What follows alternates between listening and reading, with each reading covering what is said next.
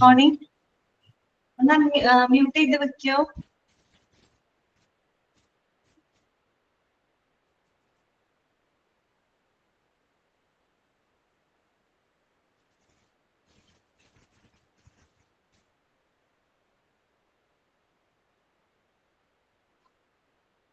എല്ലാവർക്കും good morning. എന്താണ് കുട്ടികളെ കുറവാണല്ലോ പെട്ടെന്ന് തന്നെ കയറുക കേട്ടോ ക്ലാസ്സിൽ.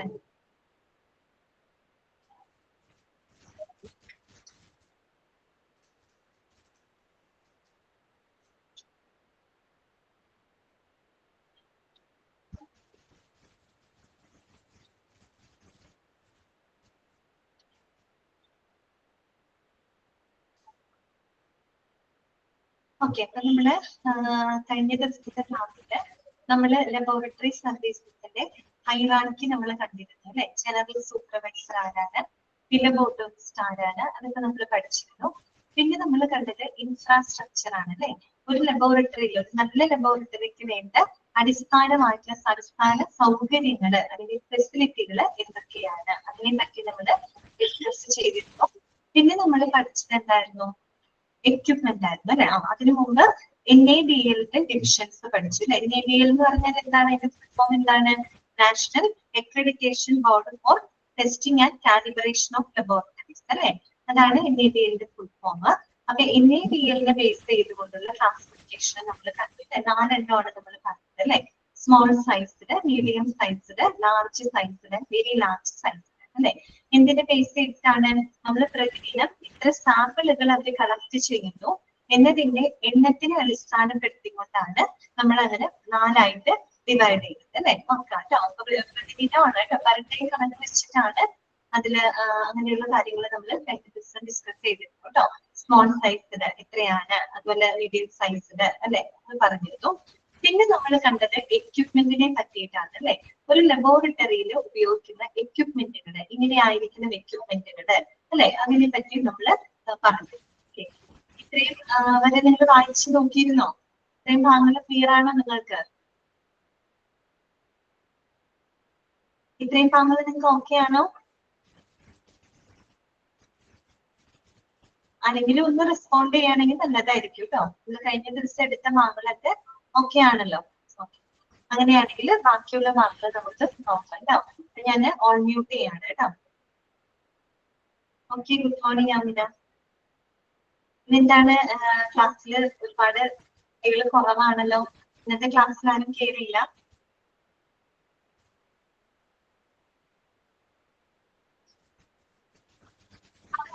ഇതുവരെ നമ്മൾ കണ്ടത് ലബോറട്ടറി സർവീസിന്റെ കുറെ തിയററ്റിക്കൽ ആയിട്ടുള്ള കുറെ കാര്യങ്ങളാണ് നമ്മൾ മനസ്സിലാക്കുന്നത് അല്ലെ. ഇനി ഇതിന്റെ കുറച്ച് പ്രാക്ടിക്കൽ വശങ്ങളും കൂടെ നമുക്ക് അറിയേണ്ടത്. ഇനി നമ്മൾ പഠിക്കുന്നത് പോളിസീസ് ആൻഡ് പ്രൊസീജിയേഴ്സ് ആണ് കേട്ടോ. അതായത് ഒരു ലബോറട്ടറി സേവനങ്ങളുമായിട്ട് ബന്ധപ്പെട്ട് ആ ഒരു ലബോറട്ടറിയിൽ നടപ്പാക്കുന്ന ചില പോളിസികളും പ്രൊസീജിയറുകളുമാണ് ഇനി നമ്മൾ പഠിക്കാനായിട്ട് പോകുന്നത് കേട്ടോ. ചില നയങ്ങളും നടപടിക്രമം എന്തൊക്കെയാണ് നമുക്ക് നോക്കാം. അതായത് നമ്മളൊരു ലാബിനകത്ത് എങ്ങനെയാണ് അവിടുത്തെ പ്രൊസീജിയറുകൾ വളരെ സിസ്റ്റമാറ്റിക് ആയിട്ടുള്ള രീതിയിലാണ് നടക്കുന്നത്. ഓക്കെ, അപ്പൊ അതിന് കൃത്യമായിട്ടുള്ള പോളിസികൾ അല്ലെങ്കിൽ പ്രൊസീജിയറിലൂടെയാണ് ലാബിലെ പ്രവർത്തനങ്ങൾ മുന്നോട്ട് പോകുന്നത്. അപ്പൊ അങ്ങനെയുള്ളതാണ് കുറച്ച് പോളിസി പ്രൊസീജിയറുകളാണ് നമുക്ക് പഠിക്കാനായിട്ടുള്ളത്. അത് 4 എണ്ണമാണ് വരുന്നത്. ഓക്കെ, ഒന്നാമത്തത് സാമ്പിൾ ലേബലിംഗ് ആൻഡ് ഡോക്യുമെന്റേഷൻ. നമുക്ക് എന്താണ് sample labelling and documentation. Okay, രണ്ടാമത്തെ വരുന്നത് റിക്വസിഷൻ ഫോം അഥവാ ടെസ്റ്റ് റിക്വസ്റ്റ് ഫോം ആണ് കേട്ടോ. രണ്ടാമത്തെ എന്താണ്, റിക്വസിഷൻ ഫോം അഥവാ ടെസ്റ്റ് റിക്വസ്റ്റ് ഫോം കേട്ടോ. മൂന്നാമത്തത് സാമ്പിൾ ആക്സെപ്റ്റൻസ് ഓർ റിജക്ഷൻ, അതാണ് സാമ്പിൾ ആക്സെപ്റ്റൻസ് ഓർ റിജക്ഷൻ. നാലാമത്തത് ലബോറട്ടറി റെക്കോർഡ്. അങ്ങനെ 4 സ്റ്റെപ്പുകളാണ് നമുക്ക് അതിനകത്ത് പഠിക്കാനുള്ളത്. ഇതൊക്കെയാണ് പറഞ്ഞത്. ഫസ്റ്റ് വൺ വരുന്നത് സാമ്പിൾ ലേബലിംഗ് ആൻഡ് ഡോക്യുമെന്റേഷൻ. രണ്ടാമത്തത് റിക്വസിഷൻ ഫോം അഥവാ ടെസ്റ്റ് റിക്വസ്റ്റ് ഫോം. മൂന്നാമത്തത് സാമ്പിൾ ആക്സെപ്റ്റൻസ് ഓർ റിജക്ഷൻ. നാലാമത്തത് ലബോറട്ടറി റെക്കോർഡ്. ഓക്കെ, ഏതൊക്കെയാണ് നമുക്ക് നോക്കാം. എളുപ്പമാണ് കേട്ടോ. ഫസ്റ്റ് വൺ എന്താണ്? Sample labelling and documentation. ആ പേരിൽ തന്നെ നമുക്ക് മനസ്സിലാക്കാൻ പറ്റും അല്ലെ? സാമ്പിളുകൾ നമ്മൾ കൃത്യമായിട്ട് ലേബൽ ചെയ്യണം, അല്ലെങ്കിൽ അതിൽ കൃത്യമായിട്ട് വിവരങ്ങൾ ഡോക്യുമെന്റ് ചെയ്യണം, രേഖപ്പെടുത്തണം. അതുമായിട്ട് ബന്ധപ്പെട്ട കുറച്ച് കാര്യങ്ങളാണ് അവിടെ പറഞ്ഞിരിക്കുന്നത് കേട്ടോ. ഒന്നാമത്തെ പോയിന്റ് നോക്കിയേ. Okay Nandiya, good morning. കേട്ടോ, specimen should be attached with at least 2 unique identifiers. Example ആയിട്ട് പറയുന്നത് നെയിം, ഏജ്, എക്സെട്ര കേട്ടോ.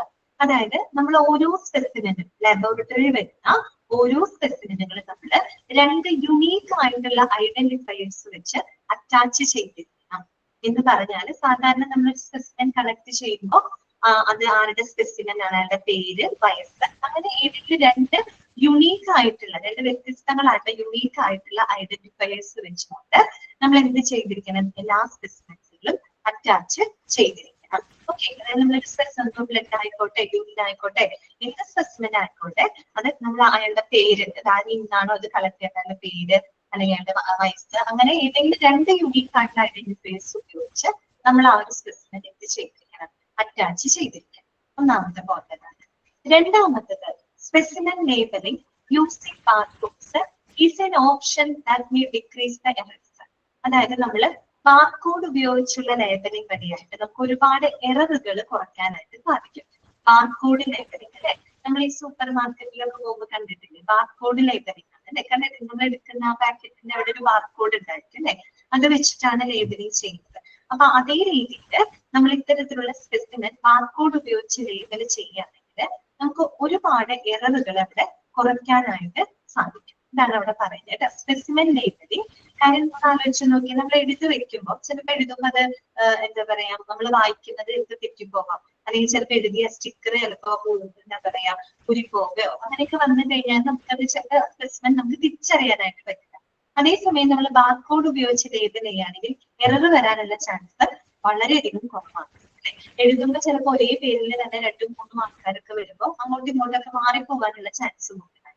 അതേസമയം നമ്മൾ ബാർകോഡ് ഉപയോഗിച്ച് ലേബൽ ചെയ്യാനായിട്ട് നമുക്ക് ഒരുപാട് എററുകൾ അവിടെ കുറയ്ക്കാനായിട്ട് സാധിക്കും. ഓക്കെ, അടുത്ത പോയിന്റ് ഇതാണ്, label may include following details. ഇനി ഒരു ലേബലില് നമ്മൾ എന്തൊക്കെ ഡീറ്റെയിൽസുകളാണ് അവിടെ ഉൾപ്പെടുത്തേണ്ടത്? എന്തൊക്കെ കാര്യങ്ങളാണ് ലേബലിനകത്ത് നമ്മൾ എഴുതേണ്ടത്? പേഷ്യൻസ് നെയിം, ഏജ്, ജെൻഡർ അല്ലെ, പേഷ്യന്റിന്റെ പേര്, അയാളുടെ വയസ്സ്, അയാളുടെ gender identity, male or female ആണോ എന്നുള്ള കാര്യത്തിൽ കൃത്യമായിട്ട് ലേബൽ ചെയ്തിരിക്കണം. അതുപോലെ തന്നെ എന്താണ് പേഷ്യന്റ് ID അല്ലെ, പേഷ്യന്റിന്റെ ഐഡന്റിറ്റി നമ്പർ. നമ്മളിപ്പോ ഏതൊരു ഹോസ്പിറ്റലിൽ ഫസ്റ്റ് പോകുന്നത് നമ്മൾ രജിസ്റ്റർ ചെയ്ത് കഴിയുമ്പോൾ നമുക്കൊരു UHID നമ്പർ തരും അല്ലെ, ഒരു യുണീക്ക് ഐഡന്റിഫിക്കേഷൻ നമ്പർ അവർ തരും. അതാണ് പിന്നീട് നമ്മൾ ഫുൾ ട്രീറ്റ്മെന്റ് ഉടനീളം നമ്മൾ ഉപയോഗിക്കുന്നത്. നമ്മുടെ ആ ഒരു ID വെച്ചിട്ടാണ് അല്ലെ. അപ്പൊ ഓരോ പേഷ്യന്റിനും കൃത്യമായിട്ടുള്ള ഒരു ID നമ്പർ ഉണ്ടായിരിക്കും. അപ്പൊ പേഷ്യന്റിന്റെ ID നമ്പർ അതിൽ ലേബൽ ചെയ്തിരിക്കണം. പിന്നെ മൂന്നാമത്തെ എന്താണ്? Test requested. എന്തൊക്കെ ടെസ്റ്റുകളാണ് നടത്തേണ്ടത്? ഇപ്പൊ നമ്മളൊരു സ്പെസിമെൻ കളക്ട് ചെയ്യുമ്പോൾ എന്തൊക്കെ ടെസ്റ്റുകളെയാണ് അവർ റിക്വസ്റ്റ് ചെയ്തിരിക്കുന്നത്, ആ ടെസ്റ്റുകളും കൂടെ അവിടെ കൃത്യമായിട്ട് നമ്മൾ ലേബൽ ചെയ്തിരിക്കണം. ഓക്കെ, CBC ടെസ്റ്റ് ആണോ, അതോ ലിവർ ഫംഗ്ഷൻ ടെസ്റ്റ് ആണോ, പൾമണറി ഫംഗ്ഷൻ ടെസ്റ്റ് ആണോ, എന്താണെന്ന് വെച്ചാൽ അത് കൃത്യമായിട്ട് അതിന് എന്ത് ടെസ്റ്റ് ആണോ ആവശ്യപ്പെടുന്നത് അത് കൃത്യമായിട്ട് ആ ലേബലില് ഉണ്ടായിരിക്കണം കേട്ടോ. പിന്നെ വരുന്നത് time and date of specimen collection. നമ്മൾ ആ ഒരു സ്പെസിമെൻ കളക്ട് ചെയ്യുന്ന ടൈം, ഡേറ്റ് അതിൽ കൃത്യമായിട്ട് എന്ത് ചെയ്തിരിക്കണം? സ്പെസിഫൈ ചെയ്തിരിക്കണം. ക്ലിയർ ആയോ? സാമ്പിൾ ലേബലിംഗ് ആൻഡ് ഡോക്യുമെന്റേഷൻ എന്ന് പറഞ്ഞാല് ഇതിൽ പറഞ്ഞ കാര്യത്തിലുള്ള ഓരോ സ്പെസിമെനിലും 2 യുണീക്ക് ആയിട്ടുള്ള ഐഡന്റിഫയേഴ്സ് ഉപയോഗിച്ച് അറ്റാച്ച് ചെയ്തിരിക്കണം. എക്സാമ്പിൾ ആയിട്ട് ഇപ്പൊ പേര്, വയസ്സ്, എന്താണെന്ന് വെച്ചാൽ 2 യുണീക്ക് ആയിട്ടുള്ള ഐഡന്റിഫയേഴ്സ് ആണ് ഉണ്ടായിരിക്കുന്നത്. പിന്നെ പറയുന്നത് ബാർകോഡ് ഉപയോഗിച്ചുള്ള ലേബലിംഗ് ഒരുപാട് എററുകൾ നമുക്ക് കുറയ്ക്കാനായിട്ട് സഹായിക്കും. ഇനി ഒരു ലേബലില് നമ്മൾ എന്തൊക്കെ ഡീറ്റെയിൽസുകളാണ് അവിടെ രേഖപ്പെടുത്തേണ്ടത്? പേഷ്യന്റിന്റെ പേര്, അയാളുടെ വയസ്സ്, അയാളുടെ ജെൻഡർ ഐഡന്റിറ്റി, അതുപോലെ പേഷ്യന്റിന്റെ ID നമ്പർ, എന്തൊക്കെ ടെസ്റ്റുകളാണ് റിക്വസ്റ്റ് ചെയ്തിട്ടുള്ളത്, ആ ടെസ്റ്റുകൾ ഒന്ന് ജസ്റ്റ് അവിടെ എഴുതി വെക്കണം. Then time and date of specimen collection. Specimen നമ്മൾ കളക്ട് ചെയ്യുന്ന ടൈമും ഡേറ്റും അതിൽ കൃത്യമായിട്ട് രേഖപ്പെടുത്തും. ക്ലിയർ ആയോ? അതാണ് ഒന്നാമത്തെ sample labelling and documentation. Okay അല്ലേ? മനസ്സിലായില്ലേ? അത് എളുപ്പമുള്ളതാണ് കേട്ടോ. ക്ലിയർ അല്ലേ? അടുത്തതാണ് റിക്വസിഷൻ ഫോം അഥവാ ടെസ്റ്റ് റിക്വസ്റ്റ് ഫോം ആണ് കേട്ടോ. എന്താണ് റിക്വസിഷൻ ഫോം അഥവാ test request form? The requisition form should be finished by the doctor or health worker requesting the test and sent together with the specimen or patient to the laboratory. Okay. അപ്പൊ അതിനൊരു question പ്രതീക്ഷിക്കാം. ആരാണ് requisition form finish ചെയ്യുന്നത്? ആരാണ് requisition form പൂർത്തിയാക്കുന്നത്? ആരാണ്? ഒരു doctor അല്ലെങ്കിൽ ബന്ധപ്പെട്ട ഹെൽത്ത് വർക്കർ ആയിരിക്കും എന്ത് ചെയ്യുന്നത്? റിക്വസിഷൻ ഫോം പൂർത്തീകരിക്കുന്നത്. ചോദിച്ചിട്ടുണ്ട് കേട്ടോ. Requisition form that should be finished by dash. ആരാണ് ഫിനിഷ് ചെയ്യേണ്ടത്? ഒരു ഡോക്ടർ അല്ലെ, ആരോഗ്യവുമായിട്ട് ബന്ധപ്പെട്ട ഡോക്ടർ അല്ലെങ്കിൽ ഹെൽത്ത് വർക്കർ ആണ് റിക്വസിഷൻ ഫോം എന്ത് ചെയ്യുന്നത്? ഫിനിഷ് ചെയ്യുന്നത്. റിക്വസ്റ്റിംഗ് ദ ടെസ്റ്റ് അല്ലെ, ഏതൊക്കെ ടെസ്റ്റുകൾ ചെയ്യണമെന്ന് റിക്വസ്റ്റ് ചെയ്തുകൊണ്ട് എന്ത് ചെയ്യാണ്? ആ റിക്വസ്റ്റ് ഫോമിന്റെ കൂടെ പേഷ്യന്റിനെ ഇങ്ങോട്ടേക്ക് അവർ അയക്കുകയാണ്, ലബോറട്ടറിയിലേക്ക് അവർ സെൻഡ് ചെയ്യുന്നത് അല്ലെ. Okay. And send together with the specimen or patient to the laboratory. Requisition form ഉൾപ്പെടെ ഈ പറയുന്ന പേഷ്യന്റിനെ എവിടേക്ക് അയക്കുന്നു? ലബോറട്ടറിയിലേക്ക് അയക്കുന്നത് ആരാണ്? ഫിസിഷ്യൻ ആണ് അല്ലെ, ഒരു ഡോക്ടർ ആണ്. അപ്പൊ അറിഞ്ഞിരിക്കുക കേട്ടോ. റിക്വസിഷൻ ഫോം ആരാണ് ഫിനിഷ് ചെയ്യേണ്ടത്? അതൊരു ഫിസിഷ്യൻ ആയിരിക്കണം. ഫിസിഷ്യൻ മീൻസ് ഒരു ഡോക്ടർ, ആരോഗ്യവുമായിട്ട് ബന്ധപ്പെട്ട ഡോക്ടറോ അല്ലെങ്കിൽ ഒരു ഹെൽത്ത് വർക്കറോ ആണ് റിക്വസിഷൻ ഫോം ഫിനിഷ് ചെയ്യേണ്ടത്. ഓക്കെ. പിന്നെ ഈ റിക്വസിഷൻ ഫോമിൽ എന്തൊക്കെ കാര്യങ്ങൾ രേഖപ്പെടുത്തണം? ദ പേഷ്യൻസ് ഐഡന്റിറ്റി അല്ലെ, പേഷ്യന്റിന്റെ ഐഡന്റിറ്റി, അയാളുടെ പേര്, അയാളുടെ വയസ്സ്, അയാളുടെ ജെൻഡർ, അങ്ങനെയുള്ള കാര്യങ്ങളൊക്കെ രേഖപ്പെടുത്തണം. അതുപോലെ ഏജ്, ലൊക്കേഷൻ, എവിടെ നിന്നാണ് പേഷ്യന്റ് വരുന്നത്, അതുപോലെ time and date of specimen collection, ഏത് ദിവസം ഏത് സമയത്താണ് സ്പെസിമെൻ കളക്ട് ചെയ്യുന്നത്. പിന്നെ ഇൻവെസ്റ്റിഗേഷൻസ് റിക്വസ്റ്റഡ്, എന്തൊക്കെ ഇൻവെസ്റ്റിഗേഷൻ, എന്തൊക്കെ ടെസ്റ്റുകളാണ് അത് റിക്വസ്റ്റ് ചെയ്തിട്ടുള്ളത്. And source of a sample, സാമ്പിളിന്റെ സോഴ്സ് കൂടെ അവിടെ കൃത്യമായിട്ട് രേഖപ്പെടുത്തണം. എക്സാമ്പിൾ പറഞ്ഞിട്ടുണ്ട് ഫോർ കൾച്ചർ ആൻഡ് ഹിസ്റ്റോപാത്തോളജി. ഒരു ഹിസ്റ്റോപാത്തോളജി ടെസ്റ്റ് ആണ് റിക്വസ്റ്റ് ചെയ്തിട്ടുണ്ടെങ്കിൽ നമ്മൾ എന്ത് സ്പെസിമെൻ ആയിരിക്കും അവിടെ കളക്ട് ചെയ്തിട്ടുണ്ടാവാം? ഹിസ്റ്റോപാത്തോളജി ആണെങ്കിൽ നമ്മൾ ഏത് സ്പെസിമെൻ ആയിരിക്കും അവിടെ കളക്ട് ചെയ്യുന്നുണ്ടാവാം? നിങ്ങൾ പറയൂ. ഹിസ്റ്റോപാത്തോളജി ആണ് ടെസ്റ്റ് ചെയ്യുന്നത്. അങ്ങനെയാണെങ്കിൽ എന്ത് സ്പെസിമെൻ ആയിരിക്കും നമ്മൾ കളക്ട് ചെയ്യുന്നുണ്ടായിരിക്കാം? ഏത് സ്പെസിമെൻ ആയിരിക്കും? ആർക്കും അറിയില്ല. ഹിസ്റ്റോപാത്തോളജി ഏതായിരിക്കും? ഏത് സ്പെസിമെൻ ആയിരിക്കും നമ്മൾ കളക്ട് ചെയ്യുന്നുണ്ടായിരിക്കാം? എനിവൺ? ആർക്കും അറിയില്ല. ഒരാൾ പോലും പറയാൻ അറിയില്ല. ഹിസ്റ്റോപാത്തോളജി നമ്മൾ പഠിച്ചു കഴിഞ്ഞതാണല്ലോ. എന്ത് സ്പെസിമെൻ ആയിരിക്കും നമ്മൾ അതിനു വേണ്ടി കളക്ട് ചെയ്യുന്നുണ്ടായിരിക്കാം? ഇങ്ങനെ ഒട്ടും റെസ്പോണ്ട് ചെയ്യാതിരിക്കരുത് കേട്ടോ. ഭയങ്കര മോശമാണ് അത്. നിങ്ങൾ എന്തായാലും റെസ്പോണ്ട് ചെയ്യണം. ക്ലാസ്സിലില്ലേ നിങ്ങള്? ബ്ലഡ് ആണോ? അല്ല, ബ്ലഡ് അല്ല കേട്ടോ. പിന്നെ ഹിസ്റ്റോപാത്തോളജി നിങ്ങൾ പഠിച്ചു കഴിഞ്ഞ കാര്യമാണ്. നിങ്ങൾ വായിക്കുന്നില്ല എന്നാണ് ഇത് മനസ്സിലാവുന്നത്. ഓക്കെ, കറക്റ്റ് ആണ്. അളക, ഷമറ, അഞ്ജു, നവ്യ. ഓക്കെ, ടിഷ്യൂ ആണ് കേട്ടോ. അമിന ബ്ലഡ് അല്ല കേട്ടോ, ടിഷ്യൂ ആണ്. എങ്കിലും റെസ്പോണ്ട് ചെയ്യാൻ കാണിച്ചതിന് ഞാൻ എന്താ പറയാ അപ്രീഷിയേറ്റ് ചെയ്യാണ് കേട്ടോ. നമ്മൾ എന്തെങ്കിലും കാര്യങ്ങൾ ചോദിക്കുമ്പോൾ തെറ്റാണെങ്കിൽ കൂടിയും നമ്മൾ റെസ്പോണ്ട് ചെയ്യണം കേട്ടോ. അല്ലാണ്ട് നമ്മുടെ ക്ലാസ് നമുക്ക് മുന്നോട്ട് കൊണ്ടുപോകാനായിട്ട് പറ്റില്ല കേട്ടോ. ഓക്കെ. കാര്യം ഒരു ഓൺലൈൻ പ്ലാറ്റ്ഫോം ആണ്. നമ്മൾ നിങ്ങളെ കാണുന്നില്ല. അപ്പൊ നമ്മൾ കാര്യങ്ങൾ ചോദിക്കുമ്പോൾ നിങ്ങൾ റെസ്പോണ്ട് ചെയ്യണം. അങ്ങനെ വേണം കേട്ടോ. കുറെ കൂടി ഉഷാറായിട്ട് വേണം ക്ലാസ്സിൽ ഇരിക്കാനായിട്ട്. പഠിക്കണ്ടേ നമുക്ക്? അപ്പൊ നോക്കുക കേട്ടോ. ഹിസ്റ്റോപാത്തോളജി എന്ന് പറയുന്നത് എന്താണ്? നമ്മൾ പഠിച്ചു കഴിഞ്ഞതാണ്. ടിഷ്യൂസ് ആണ് കേട്ടോ. അപ്പൊ ടിഷ്യൂ ആയിരിക്കും അതിനു വേണ്ടി കളക്ട് ചെയ്തിട്ടുണ്ടായിരിക്കാം അല്ലെ. സൈറ്റോളജി ടെസ്റ്റ് ആണ് പറയുന്നതെങ്കിൽ നമ്മൾ ഏത് സ്പെസിമെൻ ആയിരിക്കും കളക്ട് ചെയ്യുന്നുണ്ടാവാം? സെല്ലുകളായിരിക്കും നമ്മൾ കളക്ട് ചെയ്യുന്നുണ്ടാവാം അല്ലെ. ഓക്കെ. ഇനി ഒരു ഹെമറ്റോളജി ടെസ്റ്റ് ആണ് പറയുന്നതെങ്കിലോ ബ്ലഡ് ആയിരിക്കും നമ്മൾ കളക്ട് ചെയ്യുന്നുണ്ടായിരിക്കാം അല്ലെ. സെറോളജി ടെസ്റ്റ് ആണെങ്കിലോ സെറം ആയിരിക്കും നമ്മൾ കളക്ട് ചെയ്യുന്നുണ്ടായിരിക്കാം അല്ലെ. അപ്പൊ അങ്ങനെ പറയണോ കേട്ടോ. അപ്പൊ ഇവിടെ പറയുന്നത് എന്താന്ന് വെച്ചാല് നമ്മൾ ഏത് സാമ്പിൾ ആണോ നമ്മൾ എടുക്കുന്നത് ആ സോഴ്സും കൂടെ നമ്മൾ അവിടെ കൃത്യമായിട്ട് സ്പെസിഫൈ ചെയ്യണം കേട്ടോ. എക്സാമ്പിൾ പറയുന്നത് ഫോർ കൾച്ചർ ആൻഡ് ഹിസ്റ്റോപാത്തോളജി. ഇപ്പൊ കൾച്ചർ, ഇപ്പൊ യൂറിൻ കൾച്ചർ ചെയ്യാറുണ്ട്, ബ്ലഡ് കൾച്ചർ ചെയ്യാറുണ്ട്. അപ്പൊ എന്താണോ നമ്മൾ ഉപയോഗിക്കുന്ന സ്പെസിമെൻ സോഴ്സ്, എന്താണോ ഉപയോഗിക്കുന്ന സ്പെസിമെൻ, അത് കൃത്യമായിട്ട് നമ്മൾ അവിടെ സ്പെസിഫൈ ചെയ്തിരിക്കണം കേട്ടോ. That should also be included. ഇതിൽ പറയാത്ത ഒരു കാര്യം കൂടെ ഉണ്ട്. അതായത് നമ്മൾ ഡോക്ടറുടെ പേര് കൂടെ അവിടെ നമ്മൾ എന്ത് ചെയ്യണം? രേഖപ്പെടുത്തണം കേട്ടോ. കാരണം ഏത് ഡോക്ടറാണ് അതിനെ റെഫർ ചെയ്യുന്നത് എന്നുള്ള കാര്യം കൂടെ അതിന് രേഖപ്പെടുത്തണം കേട്ടോ. പക്ഷെ അതിവിടെ കൊടുത്തിട്ടില്ല. ഇത് നിങ്ങൾ അറിഞ്ഞിരിക്കുക കേട്ടോ.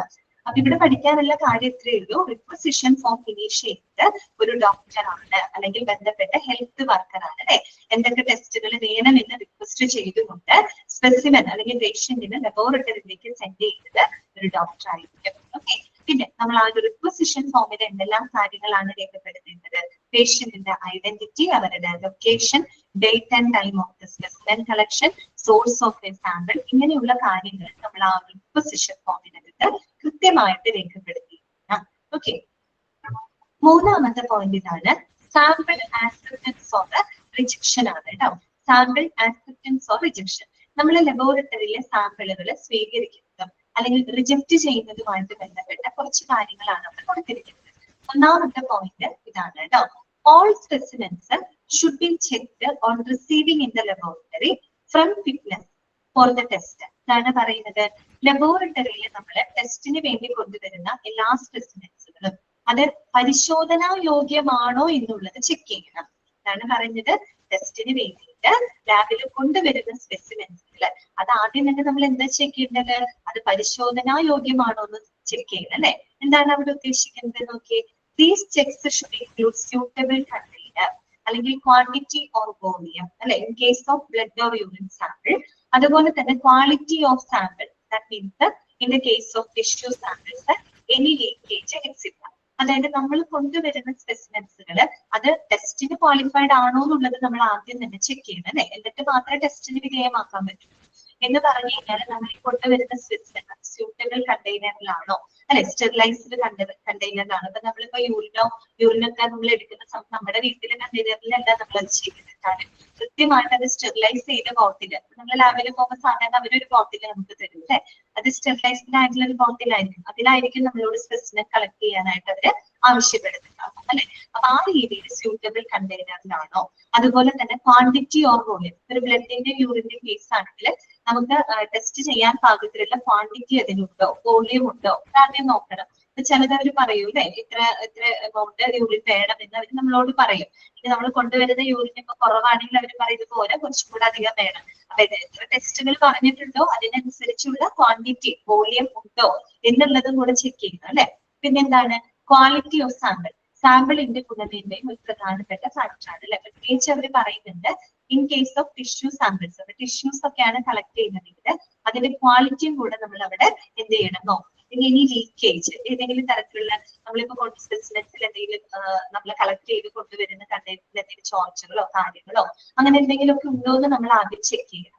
അതാണ് പറഞ്ഞത്, ലബോറട്ടറിയിൽ സ്വീകരിക്കുന്ന സ്പെസിമെൻസുകൾ പരിശോധന യോഗ്യമാണോ എന്നുള്ളത് ആദ്യം തന്നെ നമ്മൾ എന്ത് ചെയ്തിരിക്കണം, ചെക്ക് ചെയ്തിരിക്കണം. അതിനുശേഷം മാത്രമേ നമ്മൾ ടെസ്റ്റിങ്ങിന് വേണ്ടിയിട്ട് അയക്കാൻ പാടുള്ളൂ. ഓക്കെ, ക്ലിയർ ആണോ? അടുത്ത പോയിന്റ് ഇതാണ്, record should be kept for acceptance rejection ബ്രാക്കറ്റിൽ with reasons and actions specified of all the samples received in the laboratory. നമ്മൾ ലബോറട്ടറിയിൽ സ്വീകരിക്കുന്ന എല്ലാ സാമ്പിളുകളും, ആക്സെപ്റ്റ് ചെയ്യുന്ന സാമ്പിളുകൾ ആയിക്കോട്ടെ, റിജക്ട് ചെയ്യുന്ന ചില സാമ്പിളുകൾ ഉണ്ടായിരിക്കും അല്ലെ. റിജക്ഷൻ ഒക്കെ വരികയാണെങ്കിൽ നമ്മൾ അതിന്റെ കാരണം ഉൾപ്പെടെ അല്ലെ, വിത്ത് റീസൺ ഉൾപ്പെടെയുള്ള കാര്യങ്ങൾ കൃത്യമായിട്ട് നമ്മൾ എന്ത് ചെയ്തിരിക്കണം, റെക്കോർഡില് സൂക്ഷിച്ചിരിക്കണം, റെക്കോർഡ് ചെയ്ത് നമ്മൾ വെക്കണം. ആക്സെപ്റ്റ് ചെയ്യുന്ന സ്പെസിമെൻസ് ആണെങ്കിലും ഇപ്പൊ നമ്മൾ പറഞ്ഞല്ലോ പരിശോധനാ യോഗ്യമാണോ എന്ന് നോക്കണം.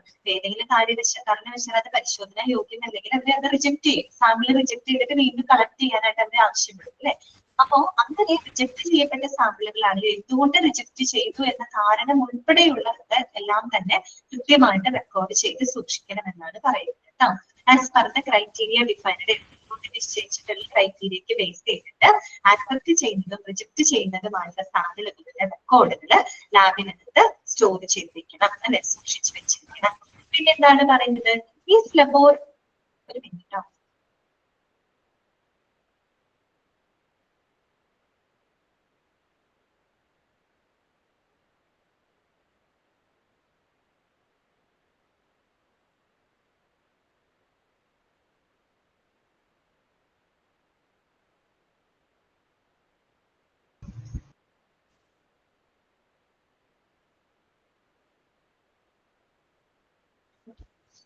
അപ്പൊ നമ്മൾ അതിന്റെ കാര്യകാരണ സഹിതം കൃത്യമായിട്ട് എന്ത് ചെയ്തിരിക്കണം, റെക്കോർഡ് ചെയ്തിരിക്കണം.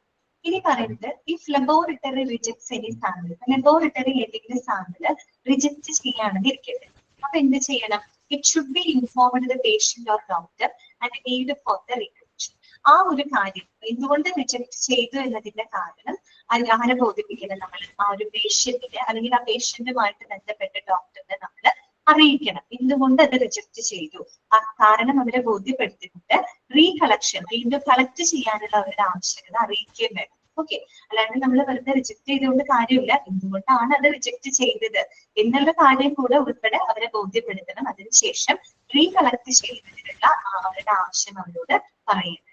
ഓക്കെ, അതാണ് സാമ്പിൾ ആക്സെപ്റ്റൻസ് ഓർ റിജക്ഷനുമായിട്ട് ബന്ധപ്പെട്ട് അറിഞ്ഞിരിക്കേണ്ട കാര്യങ്ങൾ. അതാണ് കേട്ടോ. നെക്സ്റ്റ് വരുന്നത് നാലാമത്തെയാണ് ലബോറട്ടറി റെക്കോർഡ്. അതാണ് ലബോറട്ടറി റെക്കോർഡ്. ലബോറട്ടറി റെക്കോർഡുമായിട്ട് ബന്ധപ്പെട്ട് അറിഞ്ഞിരിക്കേണ്ട കാര്യങ്ങൾ എന്തൊക്കെയാണ് നോക്കാം. ഫസ്റ്റ് വൺ പറയുന്നത് all the released laboratory reports that should be stored as per the national or regulator needs.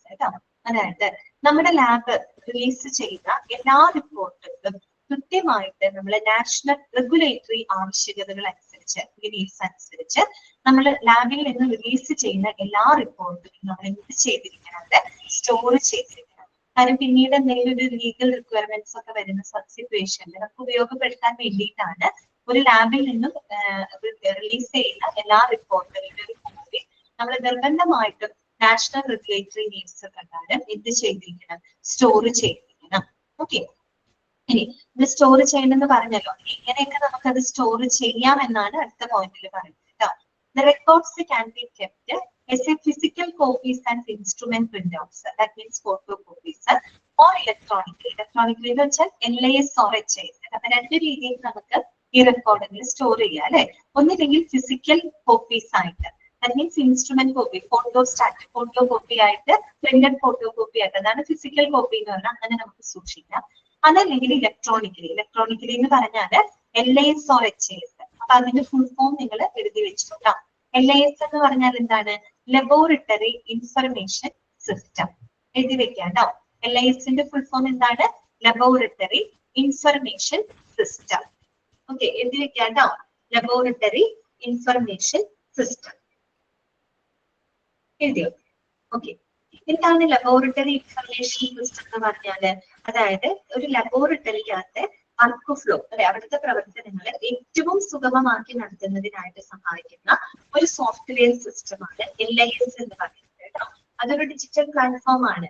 അതായത് ഒരു ലാബുമായിട്ട് ബന്ധപ്പെട്ട ലാബിലെ പ്രവർത്തനങ്ങള്, അവിടുത്തെ കാര്യങ്ങൾ, സ്പെസിമെൻസുകളൊക്കെ കൃത്യമായിട്ട് ട്രാക്ക് ചെയ്യാനും റെക്കോർഡ് ചെയ്യാനും അതെല്ലാം മാനേജ് ചെയ്യുന്നതിന് വേണ്ടിയിട്ട് സഹായിക്കുന്ന ഒരു സോഫ്റ്റ്വെയർ സംവിധാനമാണ് LIS എന്ന് പറയുന്നത്, laboratory information system.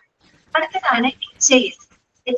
Full form എന്താണ്, ഹോസ്പിറ്റൽ ഇൻഫർമേഷൻ സിസ്റ്റം. എഴുതി വെക്കാം കേട്ടോ, ഹോസ്പിറ്റൽ ഇൻഫർമേഷൻ സിസ്റ്റം അല്ലെങ്കിൽ ഹെൽത്ത് ഇൻഫർമേഷൻ സിസ്റ്റം എന്ന് പറയും. രണ്ടും ശരിയാണ് കേട്ടോ. എഴുതി വെക്കുന്നേ, HISന്റെ full form hospital information system അഥവാ ഹെൽത്ത് ഇൻഫർമേഷൻ സിസ്റ്റം.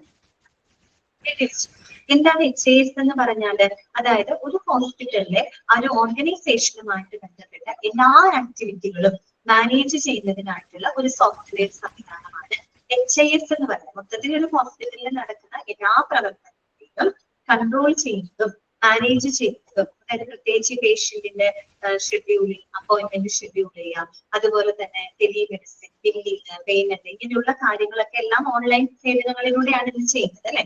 അപ്പൊ അത്തരത്തില് ഹോസ്പിറ്റലിലെ പ്രവർത്തനങ്ങളെല്ലാം തന്നെ മാനേജ് ചെയ്യുന്നതിനായിട്ട് സഹായിക്കുന്ന ഒരു സോഫ്റ്റ്വെയർ സംവിധാനമാണ് HIS എന്ന് പറയുന്നത് കേട്ടോ. അപ്പൊ ഇത്തരത്തിലുള്ള LIS അഥവാ HIS വഴിയായിട്ട് ഇലക്ട്രോണിക്കലി നമുക്ക് എന്ത് ചെയ്യാം, ഈ പറയുന്ന റെക്കോർഡുകൾ സ്റ്റോർ ചെയ്യാവുന്നതാണ്. ഒന്നില്ലെങ്കിൽ നമുക്ക് പ്രിന്റ് ഔട്ട് കോപ്പി ആയിട്ട് സ്റ്റോർ ചെയ്യാം, അല്ലെങ്കിൽ ഇലക്ട്രോണിക്കലി നമുക്ക് റെക്കോർഡുകൾ സ്റ്റോർ ചെയ്യാം. ഓക്കെ, മൂന്നാമത്തെ പോയിന്റ് ഇതാണ് യൂസ് ഓഫ് LIS, അതായത് ലബോറട്ടറി ഇൻഫർമേഷൻ സിസ്റ്റം. മറ്റൊരു പേരും കൂടെ പറയൂ കേട്ടോ, laboratory information management system that enables a laboratory to track the specimens from receive, processing, testing and reporting to storage. Underline ചെയ്ത് വെക്കാം. ഈ പറയുന്ന LIS എന്തിനാണ് സഹായിക്കുന്നത്, കൃത്യമായിട്ട് ലബോറട്ടറിയിൽ വരുന്ന സ്പെസിമെനുകൾ കൃത്യമായിട്ട് ട്രാക്ക് ചെയ്യാനും അതിന് നടത്തുന്ന പരിശോധനകള്, അതിന്റെ ടെസ്റ്റിങ്, അതുപോലെ തന്നെ അതിന്റെ റിസൾട്ട്, ഇങ്ങനെയുള്ള കാര്യങ്ങളെല്ലാം കൃത്യമായിട്ട് ട്രാക്ക് ചെയ്യാനായിട്ട് നമ്മൾ സഹായിക്കുന്ന ഒരു സോഫ്റ്റ്വെയർ സംവിധാനമാണ് LIS എന്ന് പറയുന്നത് കേട്ടോ. ക്ലിയർ ആയോ നിങ്ങൾക്ക്? ഇത്രയാണ് മെയിൻ ആയിട്ട് പഠിക്കാനുള്ള പോളിസികളും പ്രൊസീജിയറുകളും ഇതൊക്കെയാണ്. ഓക്കെ ആണോ? മനസ്സിലായോ നിങ്ങൾക്ക്?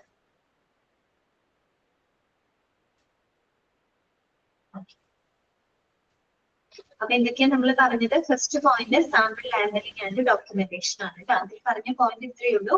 ഓരോ സ്പെസിമെനുകളും നമ്മൾ രണ്ട് യുണീക്ക് ആയിട്ടുള്ള ഐഡന്റിഫയേഴ്സ് ഉപയോഗിച്ച് അറ്റാച്ച് ചെയ്തിരിക്കണം കേട്ടോ. പിന്നെ ബാർകോഡ് ഉപയോഗിച്ച് ലേബൽ ചെയ്യുകയാണെങ്കിൽ നമുക്ക് ഒരുപാട് എററുകൾ അവിടെ കുറയ്ക്കാനായിട്ട് സാധിക്കും.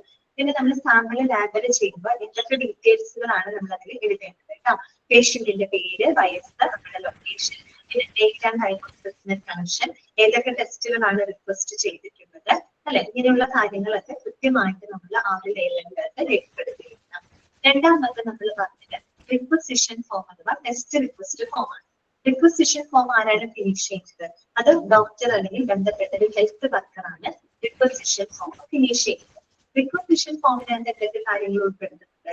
നേരത്തെ പറഞ്ഞ കാര്യങ്ങളൊക്കെ ഉണ്ട്. പേഷ്യന്റിന്റെ ഐഡന്റിറ്റി, ഏജ്, ലൊക്കേഷൻ, ടെസ്റ്റുകൾ, ഏതൊക്കെ ടെസ്റ്റുകളാണ് നടത്തേണ്ടത്. അതിന് പുറമെ നമ്മൾ സോഴ്സ് ഓഫ് സാമ്പിളുകൾ കേട്ടോ, ടെസ്റ്റിങ്ങിന് വേണ്ടിയിട്ട് എന്ത് സാമ്പിൾ ആണ് നമ്മൾ കളക്ട് ചെയ്തിട്ടുള്ളത്? ബ്ലഡ് ആണോ, അല്ലെങ്കിൽ യൂറിൻ ആണോ, ടിഷ്യൂ ആണോ, സെല്ലാണോ, അങ്ങനെയുള്ള കാര്യങ്ങൾ കൃത്യമായിട്ട് പ്രിപ്പയർ ചെയ്തിരിക്കണം. മൂന്നാമത്തെ പറഞ്ഞത് സാമ്പിൾ ആക്സെപ്റ്റൻസ് ഓർ റിജക്ഷൻ ആണ്.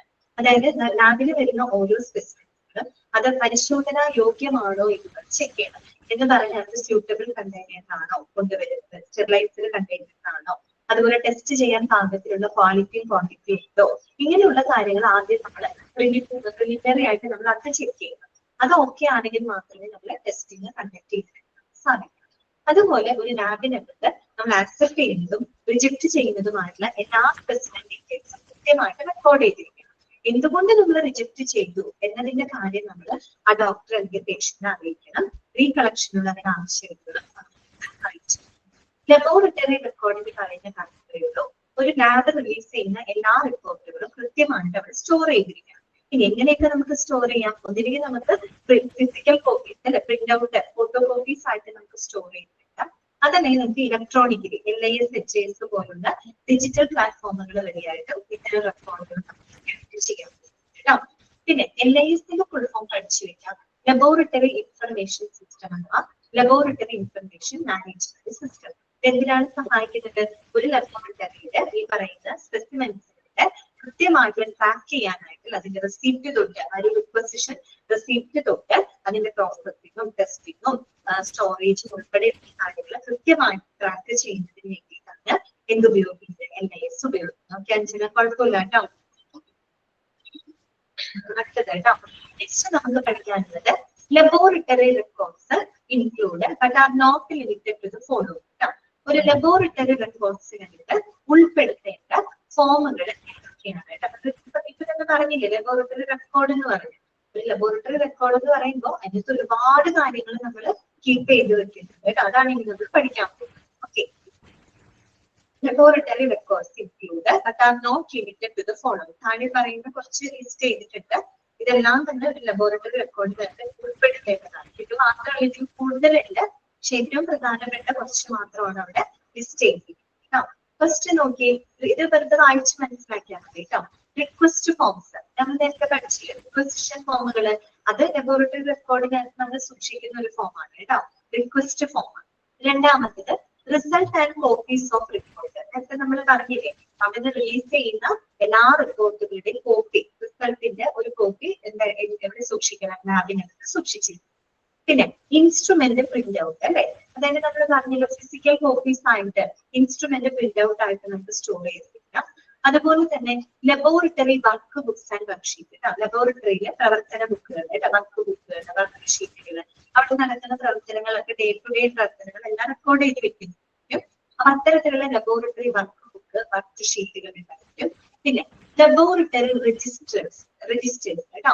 ലബോറട്ടറി രജിസ്റ്റർ എന്ന് പറയുന്നത് ഒറ്റ രജിസ്റ്റർ അല്ല, അതിനകത്ത് ഒരുപാട് കാര്യങ്ങൾ വരും. മെയിൻ്റനൻസ് രജിസ്റ്റർ വരും, അതുപോലെ തന്നെ ഈ പറയുന്ന stock register, utilisation register, consumable register, അങ്ങനെ ഒരുപാട് രജിസ്റ്ററുകൾ ഉണ്ട് കേട്ടോ. മെയിൻ്റനൻസ് രജിസ്റ്റർ, ഇതെല്ലാം അടങ്ങുന്നതാണ് ഇത് ലബോറട്ടറി രജിസ്റ്റർ എന്ന് പറയുന്നത് കേട്ടോ. ഓക്കെ, അല്ലാതെ ഒരൊറ്റ ബുക്ക് അല്ല, അതിനകത്ത് ഒരുപാട് കാര്യങ്ങൾ ഉണ്ടായിരിക്കും കേട്ടോ. സ്റ്റോക്ക് രജിസ്റ്ററുകൾ, മെയിൻ്റനൻസ് രജിസ്റ്ററുകൾ, കൺസ്യൂമബിൾ രജിസ്റ്റേഴ്സ്, അങ്ങനെ എല്ലാം അടങ്ങുന്നതാണ് ഇത് ലബോറട്ടറി രജിസ്റ്റർ എന്നതുകൊണ്ട് ഉദ്ദേശിക്കുന്നത്. പിന്നെ വരുന്നത് കാലിബ്രേഷൻ റെക്കോർഡ്സ് ആൻഡ് കാൽക്കുലേഷൻ കേട്ടോ. കാലിബ്രേഷൻ റെക്കോർഡ്, കാലിബ്രേറ്റ് ചെയ്യാന്ന് വെച്ചാൽ കൃത്യത സ്ഥിരീകരിക്കുക. അത് നമ്മൾ കഴിഞ്ഞ ക്ലാസ്സിലേക്ക് പറഞ്ഞിരുന്നു. That means the details of calibrations carried out കേട്ടോ. അതായത് നമ്മൾ കാറ്റഗറൈസ് ചെയ്യുന്നതിന്റെ ഫുൾ ഡീറ്റെയിൽസ്, ഏത് ഡേറ്റിലാണ് കാറ്റഗറൈസേഷൻ നടത്തിയിട്ടുള്ളത്, ഏത് ഓപ്പറേറ്ററാണ് ഇതിന്റെ ഇൻവോൾവഡ് ആയിട്ടുള്ളത് എന്നുള്ള വിവരങ്ങൾ ഉൾപ്പെടെ എല്ലാ കാറ്റഗറൈസേഷൻ റെക്കോർഡ്സും കാൽക്കുലേഷൻ ഫാക്ടേഴ്സുകളും അവിടെ ഉണ്ടായിരിക്കും. അതുപോലെ തന്നെ QC റെക്കോർഡ് കേട്ടോ. QC സി കൺട്രോൾ ആണ് കേട്ടോ, അതൊന്ന് തിരിക്കണം കേട്ടോ. ക്വാളിറ്റി കൺട്രോൾ റെക്കോർഡ്സ് എന്നാണ് കേട്ടോ, അതായത് ക്വാളിറ്റി മാനുവൽ അല്ല, ക്വാളിറ്റി കൺട്രോൾ റെക്കോർഡ്സ് കേട്ടോ, QC റെക്കോർഡ്. ഓക്കെ, പിന്നെ വരുന്നത് incident book, corrective action report കേട്ടോ. ലാബ് സംബന്ധമായിട്ട് എന്തെങ്കിലും പ്രതികൂല സംഭവങ്ങൾ, എന്തെങ്കിലും ഇൻസിഡൻസുകളൊക്കെ ഉണ്ടായിട്ടുണ്ടെങ്കിൽ അത് കൃത്യമായിട്ട് രേഖപ്പെടുത്തി വെക്കുന്ന ഫോമാണ്, ഈ റിപ്പോർട്ടാണ്. അതിന്റെ കറക്റ്റീവ് ആക്ഷൻ റിപ്പോർട്ട്. ഇനി ഇത്തരം ഇൻസിഡൻസ് ഉണ്ടായി കഴിഞ്ഞാൽ അതിനെ പ്രിവെന്റ് ചെയ്യാനായിട്ട്, അതിനെ കറക്റ്റ് ചെയ്യുന്നതിനായിട്ട് എന്തെല്ലാം ആക്ഷൻസ് ആണ് എടുത്തിട്ടുണ്ട് അതിന്റെ റിപ്പോർട്ട് ഫോമുകളും ഇതിനകത്ത് ഉൾപ്പെടുത്തിയിട്ടുണ്ട് കേട്ടോ. പിന്നെ വരുന്നത് stock card and supply cards ആണ്. നമ്മൾ ലബോറട്ടറിയിൽ വാങ്ങിക്കുന്ന ഗുഡ്സിന്റെ എല്ലാം മറ്റ് സ്റ്റോക്ക് കാർഡ്, അതിന്റെ സപ്ലൈ റെക്കോർഡ്സുകൾ. പിന്നെ എന്താണ് പേഴ്സണൽ റെക്കോർഡ്. പേഴ്സണൽ എന്ന് പറഞ്ഞാൽ സ്റ്റാഫ് എന്നുള്ള അർത്ഥമാണ് കേട്ടോ. Personal records, that means staff training, competency record and health record കേട്ടോ. സ്റ്റാഫുകളുമായിട്ട് ബന്ധപ്പെട്ട റെക്കോർഡാണ്. സ്റ്റാഫുകൾക്ക് ട്രെയിനിങ് കൊടുക്കുന്നത്, അല്ലെങ്കിൽ അവരുടെ കോമ്പീറ്റൻസി, അവരുടെ പെർഫോമൻസുമായിട്ട് ബന്ധപ്പെട്ട റെക്കോർഡുകൾ, പിന്നെ അവരുടെ ഹെൽത്ത് റെക്കോർഡുകൾ അല്ലെ, ഇങ്ങനെയുള്ള കാര്യങ്ങളൊക്കെയാണ് പേഴ്സണൽ റെക്കോർഡ്സിനകത്ത് സൂക്ഷിക്കുന്നത്. പിന്നെ വരുന്നത് കംപ്ലൈന്റ്സ് ആൻഡ് റെസൊല്യൂഷൻ, പരാതികളും പരിഹാര സംവിധാനങ്ങളൊക്കെ അതിനെ പറ്റിയുള്ള റിപ്പോർട്ടുകൾ ഫോമുകളിൽ ഉണ്ടായിരിക്കണം. അതുപോലെ ഇൻവെന്ററി. ഇൻവെന്ററി എന്ന് പറഞ്ഞാൽ സ്റ്റോക്ക് എന്നുള്ള അർത്ഥമാണ്, അസറ്റ് ആണ് കേട്ടോ, ആസ്തിയാണ്. ഒരു ലബോറട്ടറിയുടെ അസറ്റ് എന്ന് പറഞ്ഞാൽ എന്താണ്, ആ ലബോറട്ടറിയിൽ പ്രവർത്തിക്കുന്ന സ്റ്റാഫുകൾ അവിടുത്തെ അസറ്റ് ആണ്. അതുപോലെ ആ ലബോറട്ടറിയിൽ നമ്മൾ ഉപയോഗിക്കുന്ന എക്യുപ്മെന്റുകൾ അതെന്താണ്, അവരുടെ അസറ്റ് ആണ് അല്ലെ. അപ്പൊ അത്തരത്തിലുള്ള ഇൻവെന്ററി അസറ്റുകൾ. പിന്നെ സേഫ്റ്റി മാനുവൽ അല്ലെ, സുരക്ഷാ മാനുവൽ അല്ലെ, അതായത് നമ്മൾ ലാബിലെ കാര്യങ്ങൾ പ്രവർത്തിക്കുമ്പോൾ നമ്മൾ എടുക്കേണ്ട സുരക്ഷാ മുൻകരുതലുകളുമായിട്ട് ബന്ധപ്പെട്ട കാര്യങ്ങൾ. പിന്നെ ബഡ്ജറ്റുകൾ അല്ലെ, അതായത് ലാബിലോട്ട് വരുന്ന റവന്യൂ, അവിടുത്തെ എക്സ്പെൻസുകളെ പറ്റിയുള്ള ബഡ്ജറ്റുകൾ. പിന്നെ SOPs, കഴിഞ്ഞ ദിവസം നമ്മൾ പഠിച്ചതാണ്, സ്റ്റാൻഡേർഡ് ഓപ്പറേറ്റിംഗ് പ്രൊസീജിയേഴ്സ് ആണ് അല്ലെ, അതായത് സ്റ്റാൻഡേർഡ് ഓപ്പറേറ്റിംഗ് പ്രൊസീജിയേഴ്സ്. പിന്നെ വർക്ക് ലോഡ് ആൻഡ് സർവെയിലൻസ് റിപ്പോർട്ടാണ് കേട്ടോ, അവിടെ നടക്കുന്ന വർക്ക് ലോഡ്, അവരുടെ ജോലി കാര്യങ്ങൾ. അതുപോലെ തന്നെ സർവെയിലൻസ് റിപ്പോർട്ട് അല്ലെ, അവിടുത്തെ സ്റ്റാഫുകളുടെ നിരീക്ഷണ റിപ്പോർട്ടുകൾ. ഇതെല്ലാം തന്നെ ഉൾപ്പെടുന്നതാണ് ലബോറട്ടറി റെക്കോർഡ് എന്ന് പറയുന്നത്. ക്ലിയർ ആയോ? അപ്പൊ ലബോറട്ടറി റെക്കോർഡ്സിനകത്ത് എന്തെല്ലാം കാര്യങ്ങളാണ് നമ്മൾ ഉൾപ്പെടുത്തുന്നത്? റിക്വസ്റ്റ് ഫോമുകള്, result and service of report, instrument printout, laboratory worksheet, laboratory രജിസ്റ്ററുകള്, calibration record, QC record, incident book, പിന്നെ stock card, personnel records, complaints and resolution report, inventory report, safety manual, ബഡ്ജറ്റുകള്, SOPs, work load, service. Clear ആയോ? ഇത്രയും ഭാഗങ്ങൾ clear ആണോ? നിങ്ങൾക്ക് okay ആണ്? ഇതുവരെയുള്ള ഭാഗങ്ങളൊന്ന് വായിക്കാമോ? നമ്മളിത് എടുത്ത് കുറച്ച് ഭാഗങ്ങളെ ഒന്ന് വായിക്കും, ജസ്റ്റ് വായിക്കട്ടെ, കുറച്ച് വെള്ളം.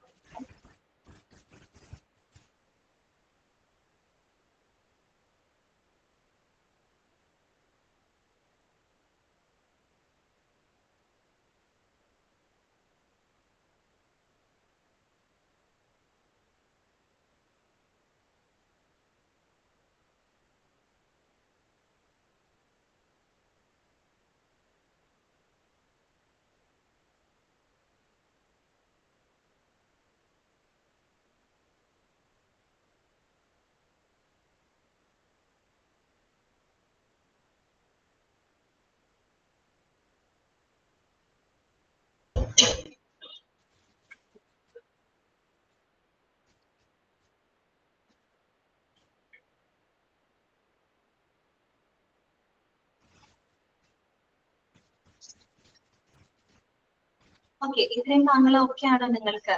വായിച്ചു നോക്കിയോ? ഓക്കെ, അപ്പൊ ബാക്കിയുള്ള ഭാഗങ്ങൾ നമുക്ക് നോക്കാം കേട്ടോ. നെക്സ്റ്റ് വരുന്നതാണ്. അപ്പൊ ഇതെന്താണെന്നൊന്നും നിങ്ങളോട് ചോദിക്കില്ല, പക്ഷെ താഴെ തന്നിരിക്കുന്നതില് ലബോറട്ടറി റെക്കോർഡ്സിനകത്ത് ഉൾപ്പെടുത്തുന്ന റിപ്പോർട്ടുകൾ ഏതൊക്കെയാണെന്ന് ചോദിക്കുകയാണെങ്കിൽ ഈ പേരുകളൊക്കെ നിങ്ങൾ ഒന്നോ രണ്ടോ പ്രാവശ്യം വായിച്ചാൽ മതി കേട്ടോ, അങ്ങനെ ശ്രദ്ധിക്കാം. ഓക്കെ, അപ്പൊ അങ്ങനെ ശ്രദ്ധിക്കാം. അടുത്ത നമുക്ക് പഠിക്കാനുള്ളത് അപ്പൊ മെയിൻ ഭാഗങ്ങളൊക്കെ നമ്മൾ കഴിഞ്ഞു കേട്ടോ, ലാബുമായിട്ട് ബന്ധപ്പെട്ട് മെയിൻ ആയിട്ടുള്ള ഭാഗങ്ങളൊക്കെ നമ്മൾ കഴിഞ്ഞു. ഇനി ബാക്കി കുറച്ച് ജനറൽ ആയിട്ടുള്ള കുറച്ച് കാര്യങ്ങളാണ് നമുക്ക് പഠിക്കാനായിട്ടുള്ളത് കേട്ടോ. അതൊക്കെ എളുപ്പമുള്ള കാര്യങ്ങളാണ്, നമുക്ക് അറിയാവുന്ന കാര്യങ്ങളാണ് കേട്ടോ. സേഫ്റ്റി ഇൻ ലബോറട്ടറീസ് കേട്ടോ. അതായത് നമ്മുടെ ലബോറട്ടറിയിലെ സേഫ്റ്റിയുമായിട്ട് ബന്ധപ്പെട്ട് അറിഞ്ഞിരിക്കേണ്ടത് എന്തൊക്കെയാണ് കേട്ടോ. ഒരു ലാബാണ്, ഒരു ഡയഗ്നോസ്റ്റിക് ഡിപ്പാർട്ട്മെന്റ് ആണ്. മാത്രമല്ല ഒരു ലാബിന്റെ അന്തരീക്ഷം എപ്പോഴെന്താണ് അത്ര സേഫ് ആണെന്ന് നമുക്ക് പറയാൻ പറ്റില്ല. അവിടെ നമ്മൾ സേഫ് ആവണമെങ്കിൽ എന്തെല്ലാം പ്രൊസീജിയറുകളാണ് നമ്മൾ എടുക്കേണ്ടത് കേട്ടോ. അതിനെ പറ്റിയാണ് നമ്മൾ ഡിസ്കസ് ചെയ്യുന്നത്. Safety in laboratories. Personnels who are, ഇവിടെ പേഴ്സണൽ എന്ന് പറഞ്ഞാൽ സ്റ്റാഫ് എന്നുള്ള അർത്ഥമാണ് കേട്ടോ. സ്റ്റാഫുകളാണ്, ജീവനക്കാരാണ്. Personnels who are working in laboratories may be subjected to the risk from various chemicals, infectious materials, fire danger, electrical shock, gas leak, etc. അറിയാലോ നിങ്ങൾക്ക്. അതായത് ഒരു ലാബിന്റെ അന്തരീക്ഷമാണ്, അവിടെ നമ്മൾ ഇൻഫെക്റ്റഡ് ആയിട്ടുള്ള മെറ്റീരിയൽസുകളാണ് നമ്മൾ പരിശോധനയ്ക്ക് കൊണ്ടുവരുന്നത് അല്ലെ. അപ്പൊ അതുകൊണ്ട് അത്യാവശ്യം റിസ്ക് ആയിട്ടുള്ള ഒരു എൻവയോൺമെന്റ് ആണെന്ന് നമുക്ക് പറയാം അല്ലെ. പ്രത്യേകിച്ച് നമ്മൾ ധാരാളം കെമിക്കൽസ് അവിടെ ഉപയോഗിക്കുന്നുണ്ട്. ഇൻഫെക്റ്റഡ് ആയിട്ടുള്ള ഇൻഫെക്റ്റിയസ് മെറ്റീരിയലുകളുമായിട്ടാണ് നമ്മൾ ഹാൻഡിൽ ചെയ്യുന്നത് അല്ലെ. അതുപോലെ fire danger, electrical shock, gas leak, അങ്ങനെ പലതരത്തിലുള്ള റിസ്കുകൾക്കും ചാൻസുകൾ സ്ഥലമാണ് അല്ലെ ലബോറട്ടറി എന്ന് പറയുന്നത്. Okay, the environment is also at risk of being contaminated by the dangerous materials used and waste generated in the laboratory. അപ്പൊ അത് മാത്രമല്ല, ലബോറട്ടറിയിൽ അന്തരീക്ഷം ആയി കഴിഞ്ഞാലും കുറെ കൂടെ കണ്ടാമിനേറ്റഡ് ആണ് അല്ലെ. അപ്പൊ അങ്ങനെയുള്ള ഒരു റിസ്ക് ഫാക്ടറും അവിടെ ഉണ്ട് കേട്ടോ. ഓക്കെ, ഒരുപാട് വേസ്റ്റുകൾ, പ്രത്യേകിച്ച് ബയോ ഹസാർഡ് ആയിട്ടുള്ള വേസ്റ്റുകളൊക്കെയാണ് നമ്മൾ കൈകാര്യം ചെയ്യുന്നത്. അപ്പൊ അവിടുത്തെ എൻവയോൺമെന്റും കുറെ കൂടെ എന്തായിരിക്കും, റിസ്കി ആയിരിക്കും എന്നാണ് പറയുന്നത് കേട്ടോ. അപ്പം എന്ത് വേണം, ഇങ്ങനെയുള്ള പ്രശ്നങ്ങൾ പരിഹരിക്കാനായിട്ട് നമ്മൾ എന്ത് വേണം, അതിനനുസരിച്ചുള്ള സേഫ്റ്റി മെഷേഴ്സ് നമ്മൾ എടുക്കണം. അപ്പൊ അതാണ് അവിടെ പറയുന്നത്. Policies should define the use of sharp, disposal of bio waste, reagents, sharps and other waste evolved in the laboratory according to the local and national regulations. ഇവിടെ പറയുന്നത് എന്താന്ന് വെച്ച് കഴിഞ്ഞാല്, നമ്മൾ ഈ ലബോറട്ടറിയിൽ ഉപയോഗിക്കുന്ന ഷാർപ്പുകൾ, ദാറ്റ് മീൻസ് ഷാർപ്പ് ടൂൾസുകൾ, അതുപോലെ തന്നെ ബയോ വേസ്റ്റുകളുടെ ഡിസ്പോസൽ, അറിയാലോ ബയോ വേസ്റ്റുകളുടെ ഡിസ്പോസൽ, റിയേജന്റുകള്, മറ്റുള്ള വേസ്റ്റുകളൊക്കെ ഡിസ്പോസ് ചെയ്യുന്നതിന് കൃത്യമായിട്ടുള്ള ലോക്കൽ നാഷണൽ നിയന്ത്രണങ്ങൾ പാലിച്ചുകൊണ്ട് വേണം നമ്മൾ എന്ത് ചെയ്യാനായിട്ട്, ഇത്തരം മെറ്റീരിയലുകൾ നമ്മൾ കൈകാര്യം ചെയ്യാനായിട്ട് പാടുള്ളൂ. ഓക്കെ, എന്ന് പറഞ്ഞ സ്ട്രിക്റ്റ് ആയിട്ടുള്ള പോളിസി ഉണ്ടായിരിക്കണം കേട്ടോ. പ്രത്യേകിച്ച് ഒരു ലാബ് സംബന്ധമായിട്ടുള്ള വേസ്റ്റുകളൊക്കെ ഡിസ്പോസ് ചെയ്യുന്നതിന് ഈ പറയുന്ന ലോക്കൽ നാഷണൽ റെഗുലേഷൻസിന് അനുസൃതമായിട്ട് കൃത്യമായിട്ടുള്ള പോളിസികൾ എവിടെ നടപ്പിലാക്കിയിരിക്കണം, ഈ പറയുന്ന ഹോസ്പിറ്റലിൽ നടപ്പിലാക്കിയിരിക്കണം. അല്ലാണ്ട് തോന്നിയ രീതിയിലുള്ള ഒരു ഡിസ്പോസൽ അല്ല അവിടെ ഉദ്ദേശിക്കുന്നത്. അതിനായിട്ട് കൃത്യമായിട്ടുള്ള പോളിസികളും പ്രൊസീജിയറുകളും പാലിച്ചിരിക്കണം. It is necessary to train all personnel in standard precautions. ഇപ്പൊ നമുക്കറിയാലോ, അവിടുത്തെ ജീവനക്കാർക്കും ഈ പറയുന്ന സേഫ്റ്റി അല്ലെ, സുരക്ഷാ മുൻകരുതലുകൾ എടുക്കണം. അപ്പൊ അതിന്റെ ഭാഗമായിട്ട് അവർക്ക് എന്ത് വേണം, സേഫ്റ്റി പ്രിക്കോഷൻസിനെ പറ്റി അവർക്കൊരു പരിശീലനങ്ങൾ കൊടുത്തിരിക്കണം അല്ലെ. നമ്മളിപ്പോ ഒരു ലാബിൽ വർക്ക് ചെയ്യുമ്പോൾ നമ്മുടെ സ്വയം എന്താ പറയാ സംരക്ഷണ ഉപാധികൾ അല്ലെങ്കിൽ PPE പോലെയുള്ള എന്താണ് പേഴ്സണൽ പ്രൊട്ടക്റ്റീവ് എക്യുപ്മെന്റ്സുകളൊക്കെ ഉപയോഗിച്ചുകൊണ്ട് വേണം അവിടുത്തെ ജീവനക്കാർ പ്രവർത്തിക്കാനായിട്ട് അല്ലെ. എന്തിനു വേണ്ടിയിട്ടാണ് അവരുടെ സേഫ്റ്റിക്ക് വേണ്ടിയിട്ടാണ്. അത് തന്നെയാണ് അവിടെ പറയുന്നത്. സ്റ്റാൻഡേർഡ് പ്രിക്കോഷൻസ് എടുക്കുന്നതിനുള്ള പരിശീലനങ്ങളും അവർക്ക് കൊടുത്തിരിക്കണം, അവിടുത്തെ സ്റ്റാഫുകൾക്ക് കൊടുത്തിരിക്കണം. പിന്നെ എന്താണ്, safety in laboratories therefore includes the protection of both the personnel and the environment from the dangerous material. അപ്പൊ ശരിക്കും പറഞ്ഞാൽ ലബോറട്ടറിയുടെ സേഫ്റ്റി എന്ന് പറഞ്ഞാല് ലബോറട്ടറി വർക്ക് ചെയ്യുന്ന ആളുകളുടെ സേഫ്റ്റി മാത്രമല്ല അവിടെ ഉദ്ദേശിക്കുന്നത്. പിന്നെ എന്തുകൂടിയാണ്, മൊത്തത്തിൽ ആ ഒരു ലാബിന്റെ അന്തരീക്ഷം കൂടെ സേഫ് ആയിരിക്കും. അപ്പൊ ആ രണ്ട് സാറ്റിസ്ഫൈ ചെയ്യുന്ന രീതിയിലുള്ള പ്രിക്കോഷൻസുകൾ, നടപടിക്രമങ്ങൾ, പോളിസികളുമാണ് അവിടെ നമ്മൾ ഫോളോ ചെയ്യുന്നത്. ഓക്കെ, അതൊക്കെ ജനറൽ ആയിട്ടുള്ള കാര്യമാണ് പറയുന്നത്. അതിന് വേറെ ക്വസ്റ്റ്യൻസ് ഒന്നും വരാനില്ല. ഓക്കെ, അടുത്ത നമുക്ക് പഠിക്കാനുള്ളത് ജനറൽ സേഫ്റ്റി മെഷേഴ്സ് ആണ് കേട്ടോ. നമ്മൾ പൊതുവായിട്ട് എടുക്കുന്ന ചില സുരക്ഷാ നടപടിക്രമങ്ങൾ എന്തൊക്കെയാണ് അല്ലെ, സേഫ്റ്റിയുമായിട്ട് ബന്ധപ്പെട്ട് എടുക്കേണ്ട മെഷേഴ്സുകൾ എന്തൊക്കെയാണ് നോക്കാം.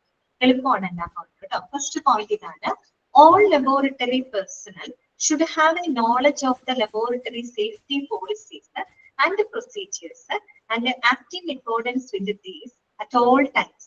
എന്താണ് പറയുന്നത്, എല്ലാ ലബോറട്ടറി ജീവനക്കാർക്കും എന്തെല്ലായിരിക്കണം, ആ ഒരു ലബോറട്ടറിയുടെ സേഫ്റ്റി പോളിസികളെ പറ്റിയിട്ട്, പ്രൊസീജിയറുകളെ പറ്റിയിട്ട് കൃത്യമായിട്ടുള്ള അറിവ് ആർക്കുണ്ടായിരിക്കണം, അവിടുത്തെ ജീവനക്കാർക്ക് ഉണ്ടായിരിക്കണം അല്ലെ.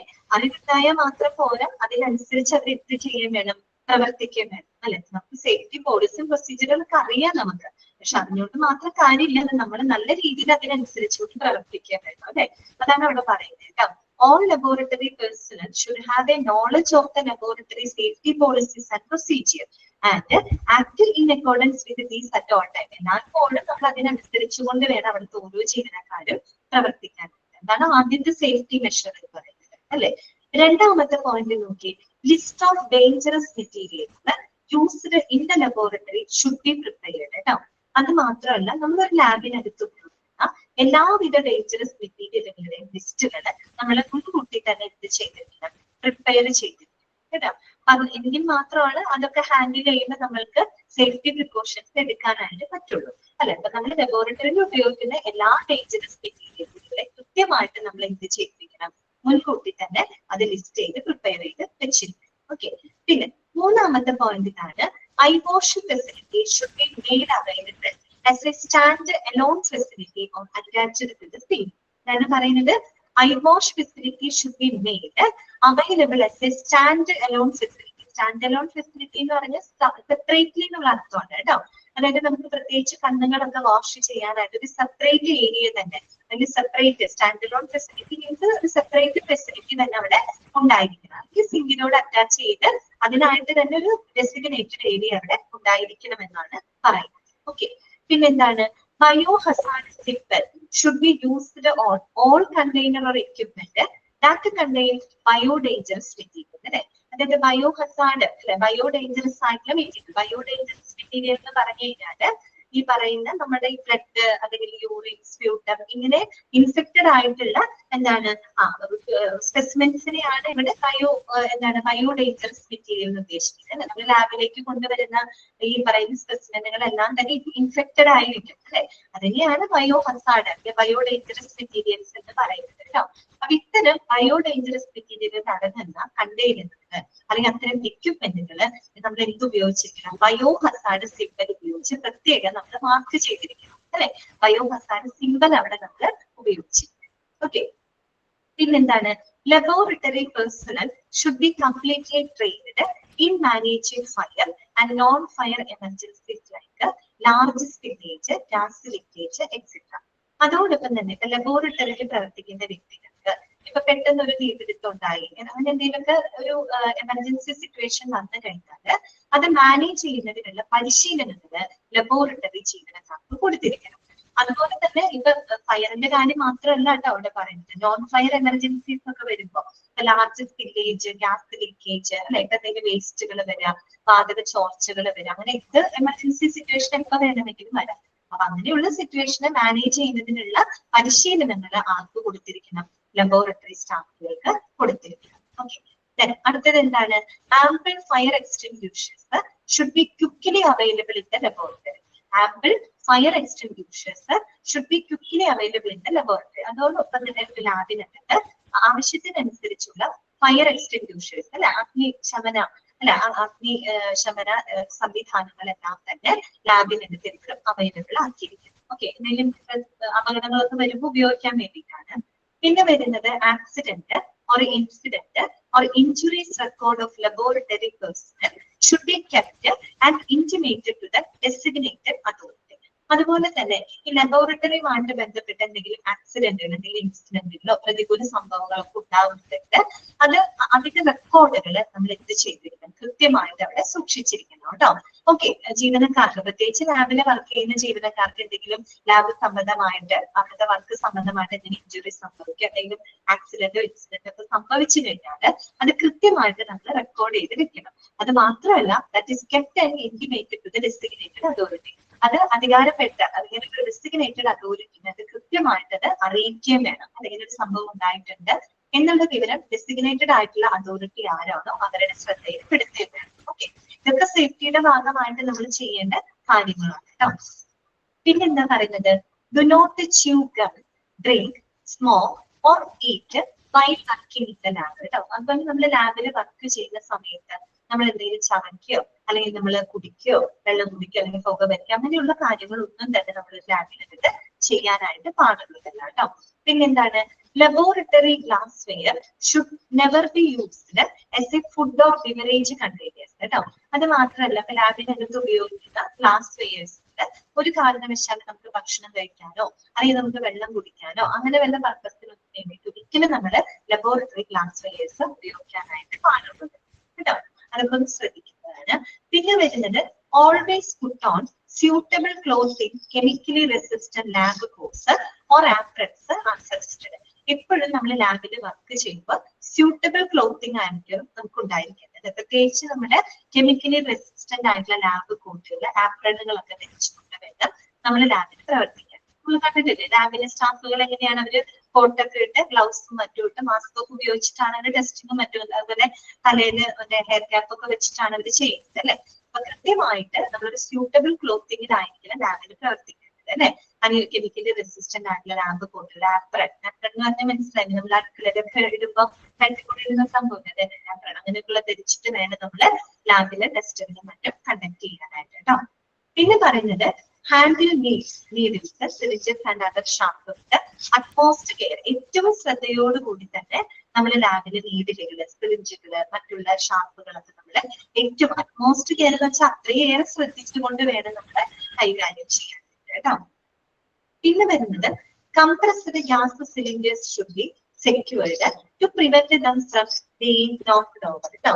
കംപ്രസ്ഡ് ഗ്യാസ് സിലിണ്ടേഴ്സ് നമ്മൾ ലാബിനകത്ത് ഉപയോഗിക്കുന്ന സിലിണ്ടറുകൾ ഉണ്ടെങ്കിൽ അത് വളരെ സെക്യൂർഡ് ആയിട്ട് വേണം നമ്മൾ പ്ലേസ് ചെയ്യാനായിട്ട്, വളരെ സുരക്ഷിതമായിട്ട് വേണം നമ്മൾ പ്ലേസ് ചെയ്യാൻ. ഇതിന് വേണ്ടിയിട്ടാണ് to prevent them from being knocked over അല്ലെ. പ്രത്യേകിച്ച് അറിയാലോ കംപ്രസ്ഡ് ഗ്യാസ് ആണ്, അപ്പൊ എന്തെങ്കിലും പൊട്ടിത്തെറിക്കാനുള്ള പ്ലാസ്റ്റിക്കിനൊക്കെ ഉള്ള ചാൻസുകളൊക്കെ ഉണ്ട്. അങ്ങനെയൊന്നും വരാതിരിക്കുന്നതിന് വേണ്ടിയിട്ട് എപ്പോഴും നമ്മൾ ഇത്തരത്തിലുള്ള ഗ്യാസ് വളരെ സെക്യൂർഡ് ആയിട്ടുള്ള പ്ലേസിൽ വേണം സൂക്ഷിക്കാൻ കേട്ടോ. പിന്നെ എന്താണ് in the case of A chemical in care അല്ല കേട്ടോ, ഈ കേസ് എന്നാണ് in the case of A chemical splashing into your eyes or on your skin, immediately flush the affected area with the running water for at least 20 minutes or eye wash facility. നമ്മുടെ ഏറ്റവും കാര്യം പറഞ്ഞത് I wash facility separate ആയിട്ട് തന്നെ ഒരു ലാബിനകത്ത് ഉണ്ടായിരിക്കണം എന്ന് നമ്മൾ പറഞ്ഞു അല്ലെ. ഏതെങ്കിലും കാരണവശാല് നമ്മുടെ കണ്ണുകളിലേക്ക് അല്ലെങ്കിൽ നമ്മുടെ സ്കിന്നിലേക്ക് ഏതെങ്കിലും തരത്തിലുള്ള കെമിക്കൽ സ്പ്ലാഷിംഗ് വരെയാണ് എന്തെങ്കിലും കെമിക്കൽസ് ഒക്കെ തെറിക്കുകയാണെങ്കിൽ നമ്മൾ എന്ത് ചെയ്യണം, ഒരു 20 മിനിറ്റ് റണ്ണിങ് വാട്ടറിൽ കണ്ടിന്യൂസ് ആയിട്ട് കഴുകണം. സാധാരണ പൈപ്പ് വാട്ടറിനകത്ത് 20 മിനിറ്റ് കണ്ടിന്യൂസ് ആയിട്ട് നമ്മൾ കഴുകുക. അതുകൊണ്ടാണ് പറയുന്നത് സെപ്പറേറ്റ് ഐ വാഷ് ഫെസിലിറ്റി എപ്പോഴും ലാബിനകത്ത് ഉണ്ടായിരിക്കും. ക്ലിയർ ആയോ പറഞ്ഞത്? ഇതൊക്കെ നമ്മൾ സേഫ്റ്റിയുടെ ഭാഗമായിട്ട് ഫോളോ ചെയ്യേണ്ട കാര്യങ്ങളാണ് കേട്ടോ. അപ്പൊ ഇതൊക്കെയാണ് നമ്മൾ പറഞ്ഞത്. അതായത് എല്ലാ ലബോറട്ടറി ജീവനക്കാർക്കും ആ ഒരു ലബോറട്ടറിയുടെ സേഫ്റ്റിയെ സംബന്ധിക്കുന്ന പോളിസികളും പ്രൊസീജിയറും അറിഞ്ഞിരിക്കണം. അത് കൃത്യമായിട്ട് അവർ ഫോളോ ചെയ്യണം. അതുപോലെ ഒരു ലാബിനകത്ത് ഉപയോഗിക്കുന്ന എല്ലാ ഡേഞ്ചറസ് മെറ്റീരിയലുകളുടെയും ലിസ്റ്റ് കൃത്യമായിട്ട് പ്രിപ്പയർ ചെയ്തിരിക്കണം. പിന്നെ കണ്ണുകൾ വാഷ് ചെയ്യുന്നതിനായിട്ട് സെപ്പറേറ്റ് സ്റ്റാൻഡേർഡ് ഫെസിലിറ്റി ഉണ്ടാക്കണം. പിന്നെ ബയോ ഡേഞ്ചറസ് ആയിട്ടുള്ള മെറ്റീരിയലുകൾ അടങ്ങിയിട്ടുള്ള കണ്ടെയ്നറുകൾ അത് കൃത്യമായിട്ട് നമ്മൾ ബയോ ഹസാർഡ് സിംബൽ ഉപയോഗിച്ച് നമ്മൾ എന്ത് ചെയ്തിരിക്കണം, എക്സിബിറ്റ് ചെയ്തിരിക്കണം. അതുപോലെ തന്നെ എന്തെങ്കിലും എമർജൻസി കേസ് വരികയാണ്, ഒരു ഫയർ അല്ലെങ്കിൽ നോൺ എമർജൻസി കേസ്, രാസവാതക ചോർച്ച ഇങ്ങനെയൊക്കെ സംഭവിക്കുന്ന എന്താ പറയുക എമർജൻസി സിറ്റുവേഷനെ ഹാൻഡിൽ ചെയ്യുന്നതിന് വേണ്ടിയിട്ട് അവിടുത്തെ സ്റ്റാഫുകൾക്ക് ആവശ്യമായിട്ടുള്ള പരിശീലനങ്ങൾ കൊടുക്കുക. ആവശ്യത്തിനനുസരിച്ചുള്ള അഗ്നിരക്ഷാശമന എക്യുപ്മെന്റുകൾ ഉണ്ടായിരിക്കണം. അതുപോലെ ലാബിലെ ജീവനക്കാർക്ക് എന്തെങ്കിലും ആക്സിഡന്റോ ഇഞ്ചുറിയോ ഉണ്ടായിട്ടുണ്ടെങ്കിൽ അതിന്റെ റെക്കോർഡുകൾ കൃത്യമായിട്ട് അവിടെ സൂക്ഷിക്കണം. അത് ബന്ധപ്പെട്ട അധികാരികളെ അറിയിക്കുകയും വേണം. പിന്നെ നമ്മുടെ ലാബിൽ പ്രവർത്തിക്കുമ്പോൾ ഒരു കാരണവശാലും നമ്മുടെ ഭക്ഷണം കഴിക്കാനോ അല്ലെങ്കിൽ വെള്ളം കുടിക്കാനോ അല്ലെങ്കിൽ അങ്ങനെയൊന്നും ചെയ്യാനായിട്ട് പാടില്ല. പ്രത്യേകിച്ച് അവിടുത്തെ ഗ്ലാസ് വെയർസ് ഒന്നും നമ്മൾ അങ്ങനെയുള്ള പർപ്പസിന് വേണ്ടിയിട്ട് ഉപയോഗിക്കാനായിട്ട് പാടില്ല. എപ്പോഴും വളരെ സ്യൂട്ടബിൾ ക്ലോത്തിങ്ങിലായിരിക്കണം നമ്മുടെ ലാബിൽ പ്രവർത്തിക്കേണ്ടത്. ലൈക്ക് കെമിക്കലി റെസിസ്റ്റന്റ് ലാബ് കൊണ്ട് ആപ്രണുകളൊക്കെ ധരിച്ചു ചെയ്യുന്നുണ്ട്. പിന്നെ ഏറ്റവും അറ്റ്മോസ്റ്റ് കെയർ ഏറ്റവും ശ്രദ്ധയോടുകൂടി തന്നെ നീഡിലുകൾ സിറിഞ്ചുകൾ മറ്റുള്ള ഷാമ്പുകളൊക്കെ ഉപയോഗിക്കാം. കംപ്രസ്ഡ് ഗ്യാസ് സിലിണ്ടറുകൾ ഉണ്ടെങ്കിൽ അത് വളരെ സേഫ് ആയിട്ടുള്ള സ്ഥലത്ത് നമ്മൾ കെപ്റ്റ് ചെയ്യും. അതുപോലെ ഏതെങ്കിലും കാരണവശാൽ നമ്മുടെ കണ്ണുകളിലേക്കോ സ്കിന്നിലേക്കോ എന്തെങ്കിലും ഇപ്പൊ വാതകം എന്തെങ്കിലും ഏതെങ്കിലും ഒരു കെമിക്കൽസ് സ്പ്ലാഷ് ചെയ്യപ്പെടുകയാണെങ്കിൽ തെറിക്കുകയാണെങ്കിൽ നമ്മൾ ആ ഒരു ഭാഗത്തിന് കണ്ടിന്യൂസ് ആയിട്ട് 20 മിനിറ്റ്സ് തുടർച്ചയായിട്ട് റണ്ണിങ് വാട്ടറിൽ വാഷ് ചെയ്യുക കേട്ടോ. ദാറ്റ് മീൻസ് ഒരു ഐ വാഷ് ഫെസിലിറ്റി അവിടെ ഉണ്ടായിരിക്കും. ക്ലിയർ ആയോ? ഇത്രയും ഭാഗങ്ങള് ഓക്കെ ആണോ? എളുപ്പമല്ലേ? ഓക്കെ അല്ലേ? ശരി. ഇനി നമുക്ക് പഠിക്കാനുള്ളത് science and symbols used in laboratory കേട്ടോ.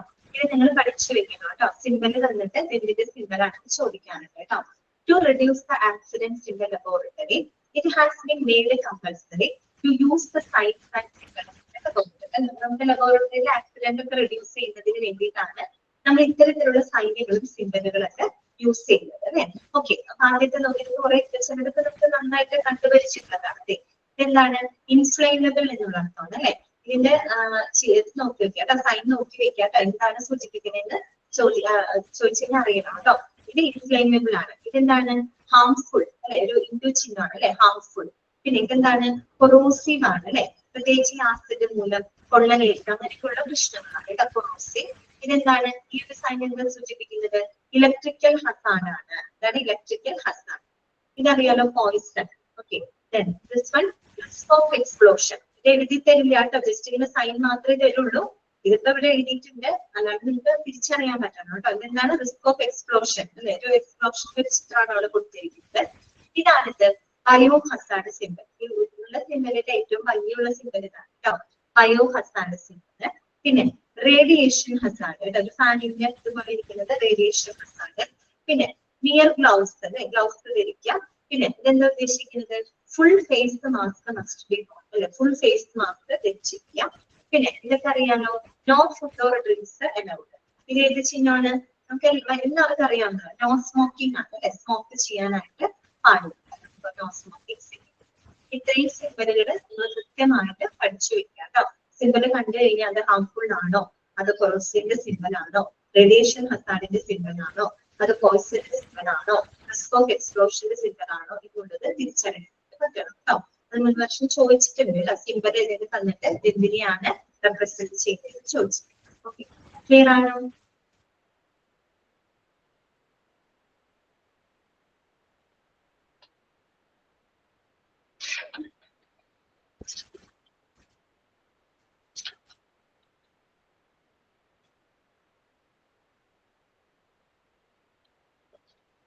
അങ്ങനെയാണെങ്കിൽ നമുക്ക് അടുത്ത ഭാഗത്തേക്ക് പോകാം കേട്ടോ. നെക്സ്റ്റ് നമുക്ക് പഠിക്കാനുള്ളത് ഏറ്റവും അവസാനത്തെ ഒരു പോർഷൻ ആണ്.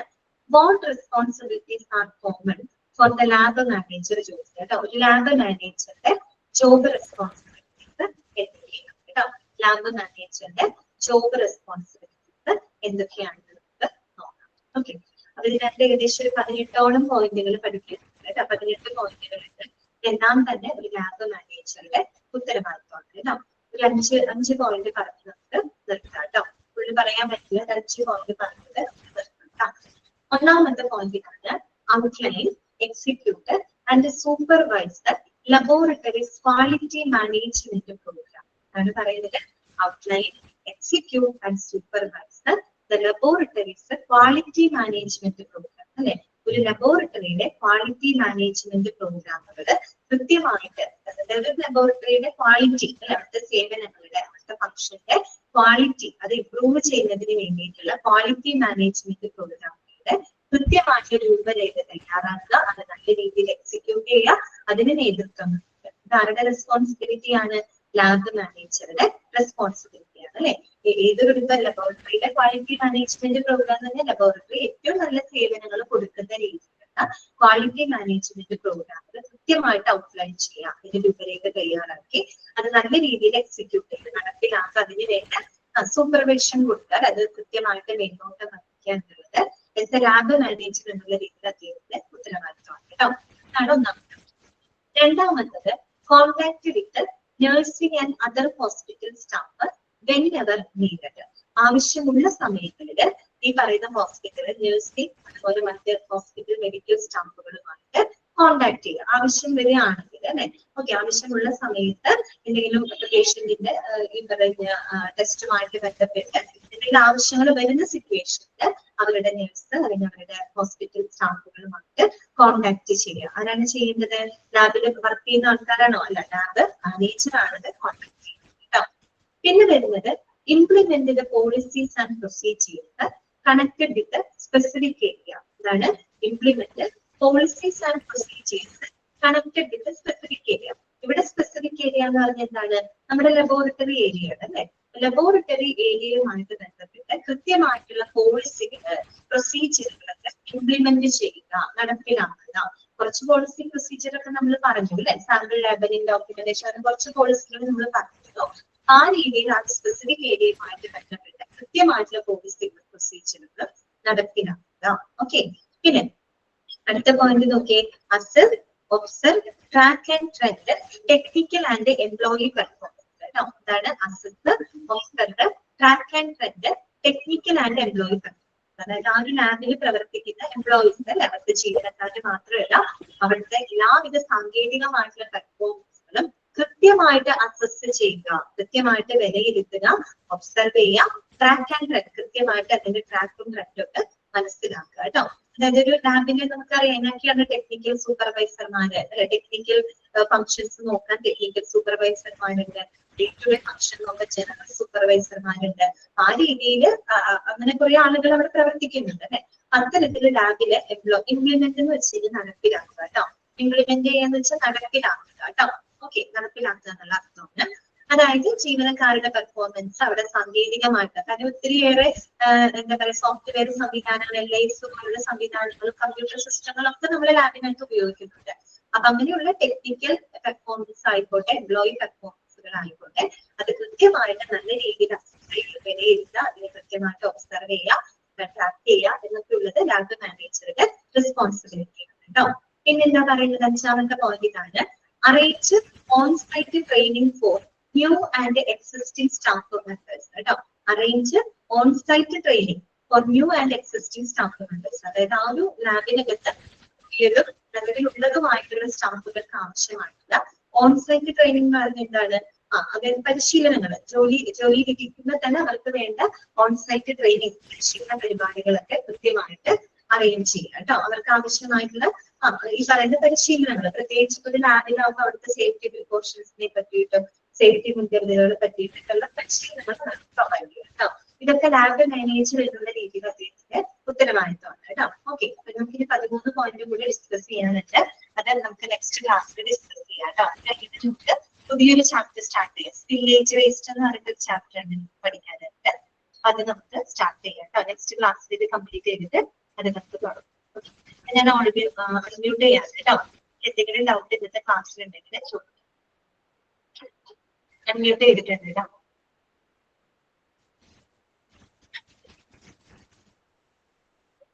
നിങ്ങൾക്ക് ക്ലാസ്സുകളൊക്കെ ഫോളോ ചെയ്ത് പോകാൻ പറ്റുന്നുണ്ടല്ലോ. ഞാനിപ്പോ പറയുന്ന കാര്യങ്ങളൊക്കെ നിങ്ങൾക്ക് ക്ലിയർ ആവുന്നില്ലേ? എന്തെങ്കിലും നിങ്ങൾക്ക് മനസ്സിലാവായിക്കോ എന്തെങ്കിലും ഒക്കെ ഉണ്ടെങ്കിൽ നിങ്ങൾ പറയണോ കേട്ടോ. അത് മെസ്സേജ് ചെയ്താൽ മതി. അതിനനുസരിച്ച് ക്ലാസ്സുകൾ അഡ്ജസ്റ്റ് ചെയ്യാം കേട്ടോ. എന്തെങ്കിലും കാര്യങ്ങളൊക്കെ മനസ്സിലാവായിട്ടോ അല്ലെങ്കിൽ സ്പീഡ് കൂടെ എന്തെങ്കിലും പറയാം കേട്ടോ. അതിനനുസരിച്ച് നമുക്ക് അഡ്ജസ്റ്റ് ചെയ്യാം.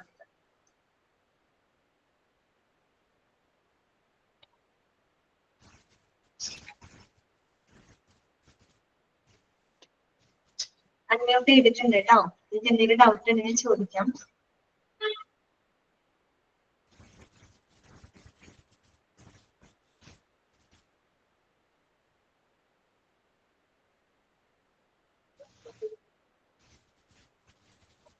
ഓക്കെ, ഇന്നത്തെ ക്ലാസ് എല്ലാവർക്കും ക്ലിയർ ആണെന്ന് വിചാരിക്കുന്നു കേട്ടോ. എടുത്ത ഭാഗങ്ങളൊക്കെ നല്ലപോലെ വായിച്ച് മനസ്സിലാക്കി വെക്കുക കേട്ടോ.